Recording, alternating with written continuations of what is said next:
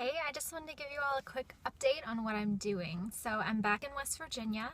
I'm in Institute, West Virginia at the West Virginia State University.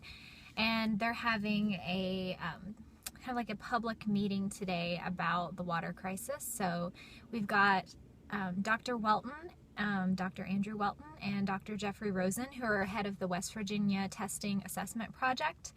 And they are giving us all of the data that they've collected in print, of course, online, but then they're presenting a summary of that data. And I just wanted to give you like a quick check-in with some of the things that I found out so far.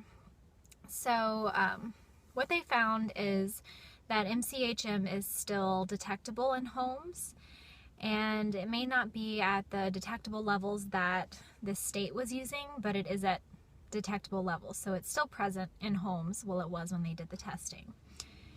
Other things they found is that it's not consistent even in the same home, the levels. So it may be in the cold water much higher levels than in the hot water, which is the opposite of what they originally thought they would have found.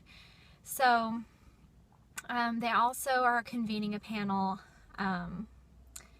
in, I think, a few weeks. They said, well, once they get all of the testing done, they're convening a health expert panel to basically follow up.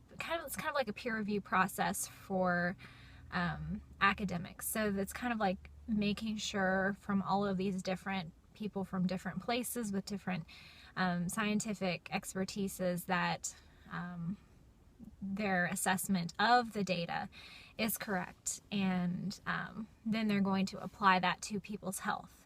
So all of this is really great because we haven't had anything like this so far, especially with the advice we were given by the CDC. We didn't know what to do. We didn't know what was safe. We didn't know if the water was safe at the time, when it would be safe, what the level of safety was. So this is giving us a really good indication.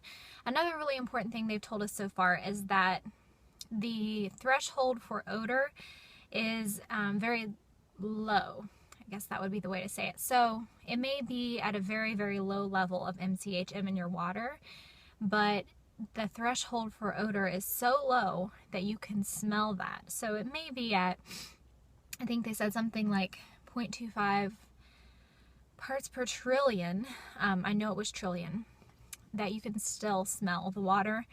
And they did basically an assessment of a panel of people and said, okay, what's the level you can smell this? What's the level that the smell is bad enough that you won't drink or use the water? So all of that information is online. If you just Google WVTAP, T-A-P, you should be able to find that information. And they're releasing more information today, and I think in the next few days. So I'm going to go back into this meeting, which lasts till 3. 3. And then I'm going to do an interview tomorrow morning with Dr. Andrew Welton, because I really want to get a good idea of how he went about doing all of this. So they tell us that in their presentation, but I think it's really important for academics to have an idea that, you know, they can do this too. And learning from people who've just been through this process of just throwing themselves in and learning it as they go, you know, learning from those people is something that we need to start doing, in my opinion.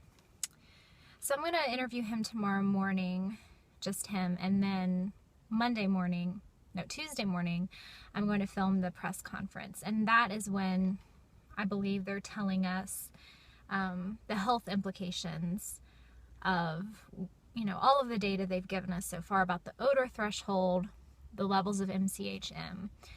They did say the levels of MCHM are pretty low, and that's really good. The other thing that they said is that it was the only chemical that was at any significant level. So they were also concerned about PPH, which we later found out was one of the other contaminants that was included in the spill, and they didn't originally tell us about. So the only thing to worry about is MCHM right now, but it seems like the levels are so low from what they're telling us that it's not anything to be super concerned about.